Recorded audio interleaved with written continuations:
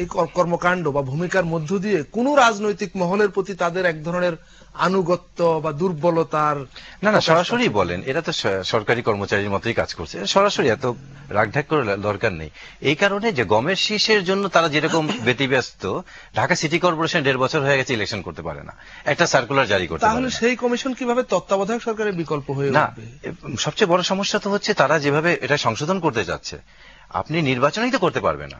সংবিধান সংশোধন না করা পর্যন্ত নির্বাচন হচ্ছে না। কারণ হচ্ছে আমাদের সংবিধানের 66 এক অনুচ্ছেদে বলা হচ্ছে যে আপনি এমপিরা ক্ষমতায় থেকে নির্বাচন করতে হবে না, এই কারণে যে এটা লাভজনক পদ।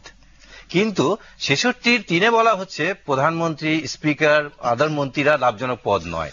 তাহলে যতক্ষণ পর্যন্ত সংবিধান সংশোধন না করে হবে না। আর এই আচরণবিধিতে সবচেয়ে মারাত্মক যে জিনিসটা করেছে 9 বিধিতে, যে আপনি কোনো মসজিদ মাদ্রাসায় প্রচারণা করতে পারবেন না। তার মানে মসজিদ মাদ্রাসায় যারা আছে ভোটার, তাদের কাছে আপনি যেতেই পারবেন না। ধন্যবাদ ডক্টর তুহিন মালিক।